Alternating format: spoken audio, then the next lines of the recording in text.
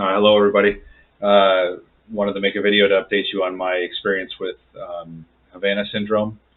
Um, so the biggest determining factor in the severity of my symptoms is my proximity to my neighbors or to other houses. And that's the simplest way to word it. I'll break down some of the specific or possible causes or explanations for that in a minute. But for those looking for relief, you may have to move. And in the simplest words, you probably need to be a few hundred feet away from neighbors' houses and be around the fewest neighbors. So I'll give you my specific situation or experience. When this first started, I was living in a multifamily home. I mean, again, when it first starts, you feel like you're going to die. It's horrific. It's like nothing else you've ever experienced. Even Mark Maropoulos, the CIA guy who was attacked, he says, I've been at war, and this was the most frightening experience of my life, by far. And I would agree with that statement. I'm living in a multifamily home. The symptoms are awful. I move to a different state in a probably equally densely populated area from a three-family home to a single-family home with less people in it. The changes, it was about the same. Some change, but not a ton. I then moved to a single-family home in an even less densely populated town, and the symptoms actually decreased to the point where I could almost say I function. And when you're used to feeling like you're going to die on a daily basis, anything below that just feels like it's like heaven. The relief is amazing. So single-family home was much better. Of course, now, quick note, obviously by then I had realized that I had to stay as far away from my smartphone as possible. I'll get back to that in a second. I shouldn't have even brought that up yet, but I was living in that house. I had two neighbors that were about 200 feet. Another one was about 300, maybe another one 500, and then a couple more maybe in the 600-foot range. So probably within 600 feet or 200 yards, I had about 10 neighbors. Then when I moved again, and the reason why I'm making this video is because I moved to another house, and the symptoms decreased significantly. The biggest single drop in symptoms was moving to this house, simply changing location. The neighbors are probably, two of them are about 300 feet away. There's probably another one that's about maybe 500 feet.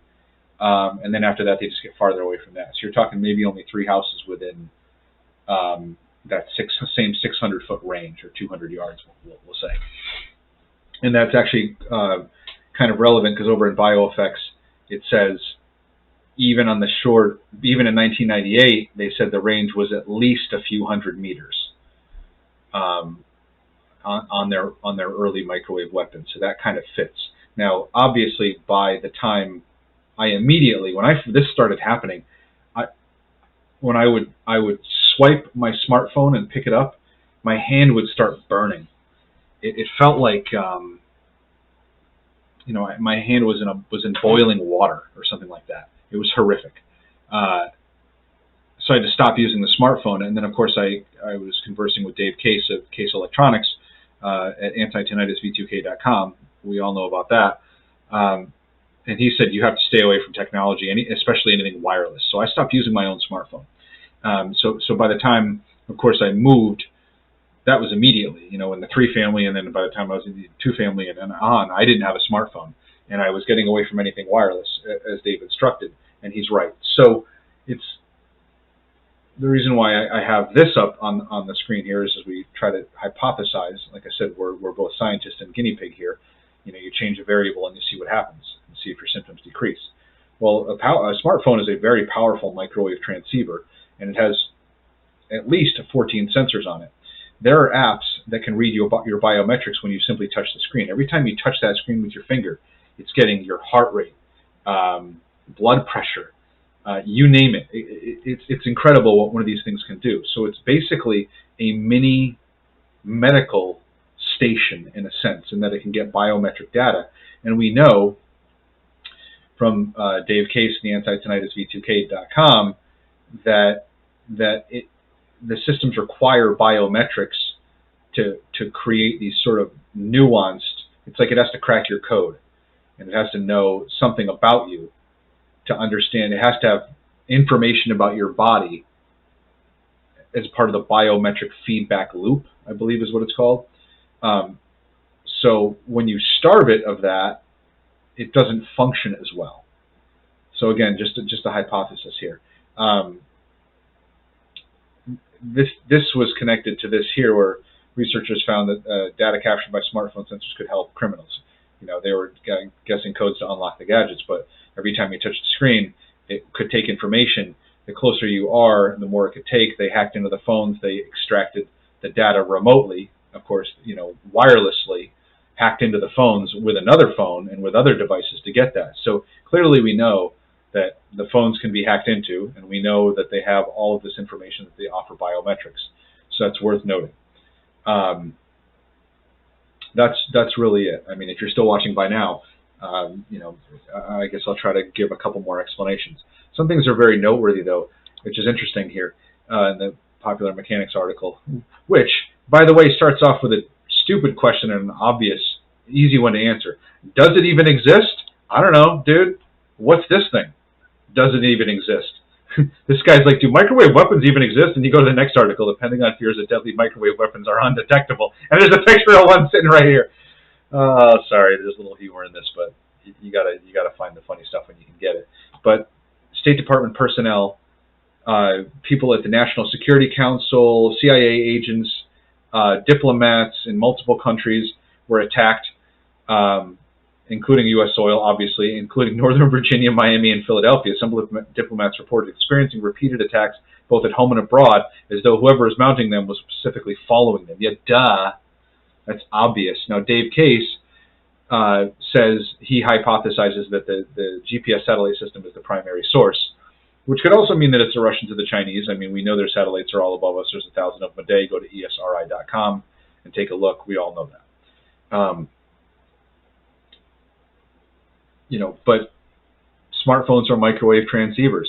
And in my personal experience, staying away from my own smartphone was huge. The symptoms decreased significantly. And I presume that it isn't so much staying away from the neighbors' houses, but the smartphones that are inside those houses. One more possibility is, of course, as Dave Case is also, his area of expertise is in transducers. And as many have said, the copper plumbing and the copper wiring in a house acts as a transducer. A transducer changes one form of energy to another, kind of like a light bulb. That would be one. It takes an electrical current, turns it into visible light. Well, in this case, you're taking relatively low power pulsed radio frequency that interferes with human health, and you can amplify it using the house as a transducer. So people will notice that when they're inside their house, it's worse. So it might simply be the proximity to the house. If you can picture a house being like it's full of wiring and copper, the closer you are to houses. When I would drive, like I've said before, as I would drive, from my country house into the city, it would get worse and worse as I was driving down the street, as I would get into more densely populated areas. So I don't know if it's the homes themselves or the smartphones within it, but I can tell you for sure, based on my experience, that's the biggest factor, is staying away. Now, of course, this would fit with the GPS satellite hypothesis, because it would be above. And as Dave Case said, get a metal roof if you can and sleep in the center of the house, so that the satellites, which let's say, your house is here, the satellites have to come in an angle. I mean, they use microwave beams as well to attack you. And again, it could be Russian or Chinese satellites. As Dr. Frey put it, everybody's a suspect now because everybody has the technology. And Congress is totally silent. Obviously, they know. I mean, you're talking about government employees. Why is this not on the news? I mean, Fox covered it a little bit, but clearly Congress is trying to appease their masters in the war pig industrial complex, who make this equipment. They don't want to piss them off. They get more of our funding than anybody else, 50% total of all of our tax dollars. So Congress is just, clearly could care less about the safety of American citizens or even government employees. And I think Congress people know that if they do anything about this, they're going to end up getting attacked too, and it's going to follow them wherever they went, as if someone was specifically following them. Yeah. So that's the deal. We all know the deal. If you're watching these videos, you know what's up. But I wish somebody had told me you're going to need to move, and move quickly, and not to a duplex, and not just to a small town. You need to get hundreds of yards away from any neighbor to make it work. If I had known that 3 or 4 years ago when this started, I could have saved myself a lot of pain and suffering. But, you know, it's an uphill battle. I'm listening to V2K, anti-tinnitus all day long, V2K. You can, anti-tinnitusv2k.com, excuse me. Get the CD, play it all day long.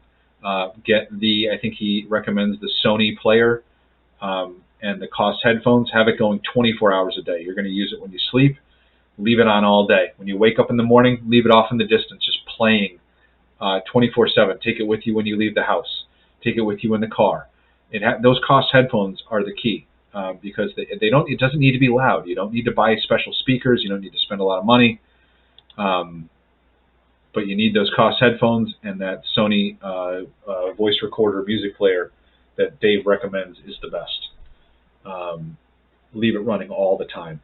A lot of things decrease the symptoms, but it's sort of like, you know, when you're at war, you've got to do everything you can to survive, and it's going to be, you know, shielding. It's going to be the anti-tinnitusv2k.com countermeasure. It's going to be living, based on my experience, farther away from neighbors. It's going to be living healthy, no drugs, no alcohol, obviously. Eat right, take care of yourself. It's really all things. Get a metal roof, get some of this. All of these things had small effects, but again, the biggest one is proximity to neighbors' houses. So hope that helps some people out. Thanks for watching.